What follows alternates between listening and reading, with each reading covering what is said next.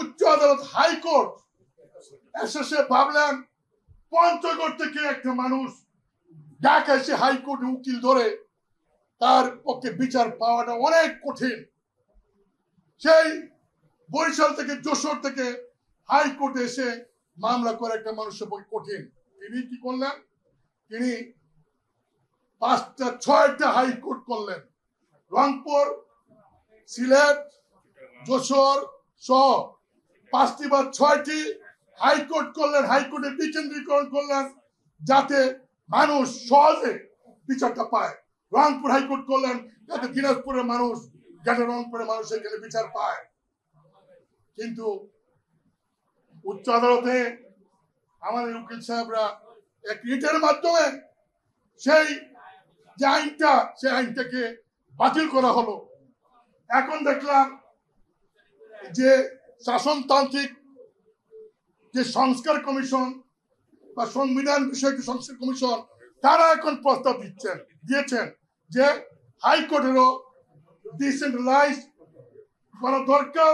অন্তত পক্ষে সংবিধানে আছে সার্কিট বেঞ্চ যাতে করা যায়, এটা সংবিধানে আছে, সেইটা যেন পালন করা হয়, সেইটাও কিন্তু সংস্কার কমিশনের প্রস্তাব দিয়েছেন। যেগুলো আগে বলছেন এখন এগুলো অনেকে বলে। আমরা দেখলাম আজকে একটি দল কি ঐক্যমতের সাথে আলোচনায় গেছে। তারা বলছেন যে নির্বাচন তারা আনুপাতিক হারে নির্বাচন চান। জামাত বলছে তারা আনুপাতিক সিস্টেমে নির্বাচন চান। এই বরিশালের যে হুজুর, তিনিও বলছেন আনুপাতিক পদ্ধতিতে। অথচ আজ থেকে 20 বছর পূর্বে হুসেন মোহাম্মদ এরশাদ হোটেল ইন্টারকন্টিনেন্টালে সাংবাদিক সহ একটি সুধী সমাবেশ করে সেইখানে তিনি এই প্রস্তাব দিয়েছিলেন যে বাংলাদেশে যদি ফেয়ার নির্বাচন করতে হয়, সকল প্রশ্নের উঠে উঠে তাহলে নির্বাচন সিস্টেমটা চেঞ্জ করতে হবে, চেঞ্জ করে এই আনুপাতিক হারে সিস্টেমে নির্বাচন করতে হবে। এরশাদ বলছিল 20 বছর আগে, আজকে বিভিন্ন রাজনৈতিক দল এখন বলছে। আমরা একটা নিবন্ধিত রাজনৈতিক দল, আমরা নিবন্ধন এখন আছে। অন্তর্বর্তীকালীন সরকার বলছেন তারা বাক স্বাধীনতা বিশ্বাস করে। তারা বলছেন অ্যাজ পার সংবিধান বিভিন্ন রাজনৈতিক সংগঠন তারা কর্মকাণ্ড চালাবেন। আমরা সংবিধান মেনে, নিয়ম কানুন মেনে শান্তিপ্রিয় ভাবে আমাদের সংগঠনের কাজ চালাতে চাই।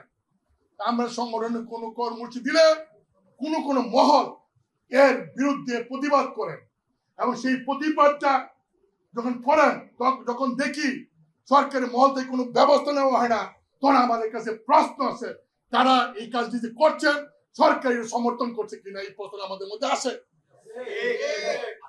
আমরা মুসলমান, এই দলের চেয়ারম্যান, এই পার্টির প্রতিষ্ঠাতা চেয়ারম্যান হুসেন মোহাম্মদ এরশাদ, তিনি এই দেশের 90% মুসলমানের ধর্ম ইসলাম, সেই দিকটা খেয়াল করে তিনি রাষ্ট্র ধর্ম ইসলাম সংবিধানে অন্তর্ভুক্ত করেন।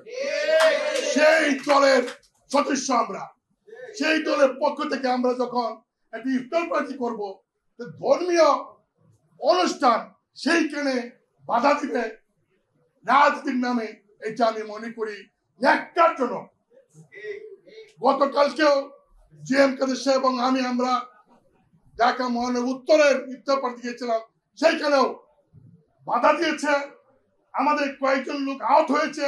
শুধু তাই নয়, এই সরকার বলেন যে তারা মুক্ত বাক স্বাধীনতা বিশ্বাস করেন, প্রেসের ফ্রিডম বিশ্বাস করেন। গতকালকে অনেক সাংবাদিক তাদেরকে মারা হয়েছে, ফিজিক্যালি বিট করা হয়েছে, তাদের ক্যামেরা ভাঙা হয়েছে এবং তাদের টেলিফোনগুলি পর্যন্ত চিনিয়ে নিয়ে গেছে। কাজে এই সমস্ত কাজের আমরা তীব্র প্রতিবাদ করি। আমরা অনুরোধ করব অন্তর্বর্তীকালীন সরকারকে যে আমরা চাই আপনারা এস পার সংবিধান, আমরা রেজিস্টার্ড দল, আমরা শান্তি রাজনীতি বিশ্বাস করি, আমরা উৎপাদনের রাজনীতি বিশ্বাস করি। আমরা হানাহানি চাই না, হানাহানি আমাদের রাজনীতির ইতিহাসে নাই। আমরা এই দেশে একটা লেভেল প্লেইং মাঠে নির্বাচন চাই, সকল দলের অংশগ্রহণে ইনক্লুসিভ ফেয়ার একটা নির্বাচন চাই।